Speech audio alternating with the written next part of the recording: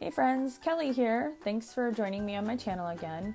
Today I am working on Project Life Week 4 in my 2017 Project Life book. I'm still working through my catch-up. If you haven't had a chance to check out my video about how I'm tackling my Project Life catch-up, I will go ahead and link that above here. So first thing I'm going to do is go ahead and trim out all of my photos, and this week I did a little planning ahead, and I actually went in and I created this little card for the podcast serial that my husband and I had been listening to.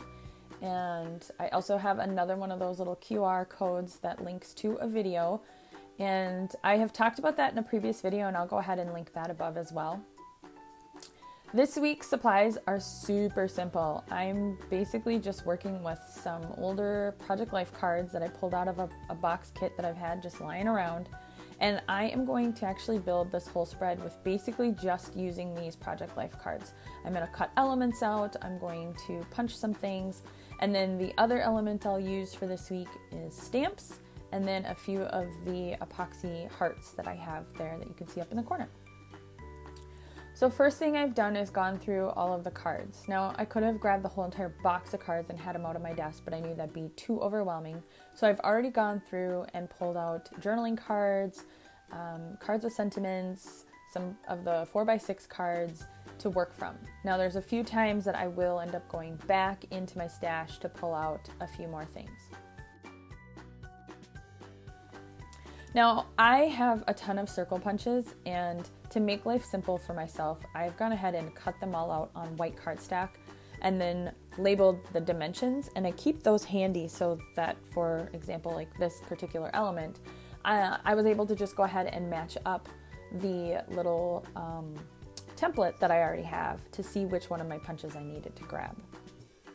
So if you find yourself having a lot of a certain shape, typically it's going to be circles, I would highly recommend you go ahead and give this a try. Make it easy on yourself. After this video, I did go in and I grabbed all those circles and I put a little punch in them and have them on a 3-ring binder, or a little ring. Now, some of my punches are circles, but then I also have a few dies. So this heart that I'm going to punch out, I'm using a die, and I have this little Sizzix. I can't think what it's called right now, but I'll make sure it's linked below. This thing is super handy. I think I got it on Amazon for less than $50. It came with the dies that you can see right down in the left corner.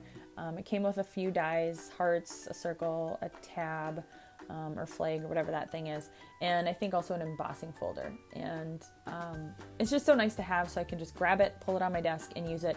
Now, obviously, you have to keep the dies relatively small, but that's what I typically work with. I also do have my big shot, but that thing is a beast, so it's kind of nice to have that little one.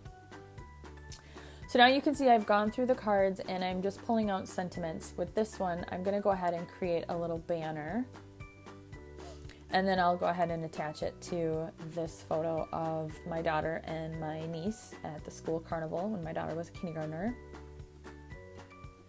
This was, beginning of January, not a lot going on that week. So the stories I'm telling are of our school carnival and a road trip my husband and I had to do without our daughter, which was kind of nice. So that's why I talk about the serial podcast. We actually were able to listen to what we wanted to and not worry about little ears hearing. And then again, as I said, I have a video that you can QR code in this week's spread, and that's of my daughter telling the story of that very long paper that she drew on. It's a story of Rapunzel, I think. And then I also have a photo of myself at the school carnival. I am, and still currently am, the PTO president for my daughter's elementary school. She's going to be a 5th grader this upcoming school year, and so it'll be my last year as PTO president. Yay! 4 years, going on 5 years of PTO presidentship, if that's a word. There's a lot, and I'm ready to be done. And so at any rate, that photo is of our raffle that we do every year for the carnival. My dad built a drum for us, so that was just a photo of me standing there with the big drum that my dad built, which was pretty cool, and I was pretty proud of it that he created that and we donated it to the school. You can tell I'm filling a lot of the space with just telling you more about the stories, because there really wasn't a lot to this week as far as technique or using a lot of product. So rather than me telling you every little step I'm doing, because you can see, I thought I would share a little bit more about, what I scrapbook about.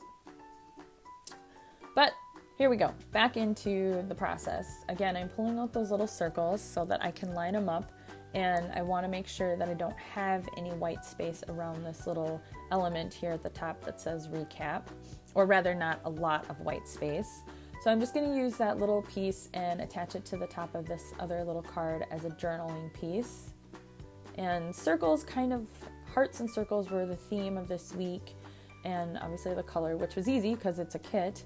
And then these little flowers, I contemplated putting more of those into the spread, but I honestly, I don't love them. They're not my favorite little element doodad, so I kind of left it to what I have.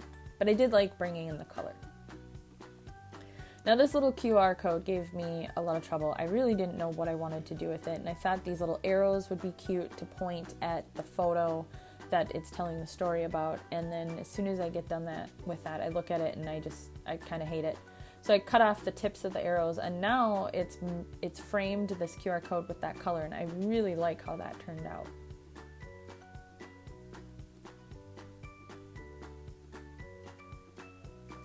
I spend a lot of time looking at the cards and looking at the pieces, trying to figure out where they're all going to fit in. And I really wanted to spend some time working on the card that has the QR code, the video. So I'm going to go in to do some stamping here. And I have linked the Citrus Twist stamp. I believe it's still available. If it is, you'll find the link below. That's a great stamp because of the little letters are wonderful for spelling out little titles. And then, of course, it has the dates and the years. So very versatile stamp, and it's nice and tiny. I absolutely love that stamp. I use it a lot. So I'm going to go ahead and stamp out the words, "Watch this."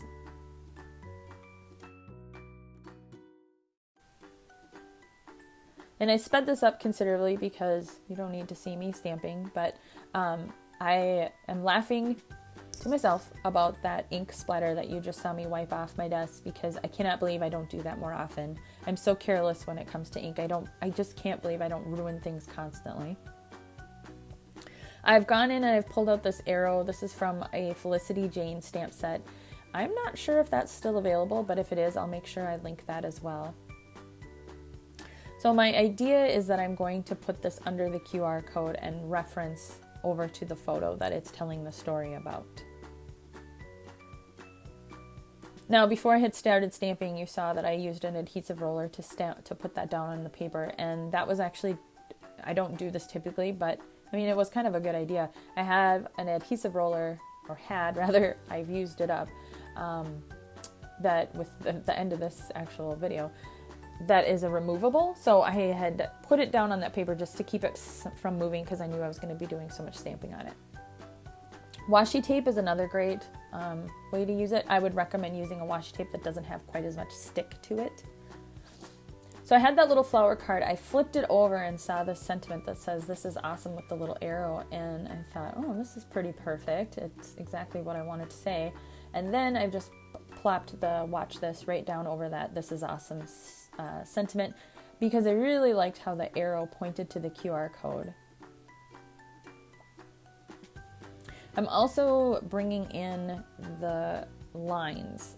So there's lines on the "watch this" card. There's lines going to be with my journaling card. You'll see another piece that I use some lines. There's the line across the top of the title card.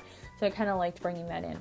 Now, I've just placed this arrow, and I'm so concerned with myself. I don't know exactly what was going through my head, that I didn't make sure that the little line on the arrow piece lines up with the line on the journal card.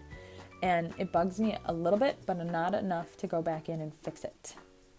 Do you have that happen where something you've done, you're like, I wish I hadn't done that way, but yet you're also like, meh, not gonna worry about it? Here's another one of those moments that I'm looking at the video and thinking to myself, Kelly, why did you just leave it alone the way it is? But you're going to see, I go in and I fiddle with this photo and I start trimming it down. And I'm not sure where my brain was going with this. I don't know what I was thinking. I know for the photo, I didn't love having all of the brick from the school, and so I wanted to bring it to a square more, but then why I didn't trim the sides here to get rid of to bring it in so it's more bordered around it. I think you can understand what I'm trying to say. I don't know. I don't know if I love this. It's kind of weird. So it's one of those choices that I'm not sure what was going through my head there. So, but again, gonna leave it because I just don't want to go back and change it.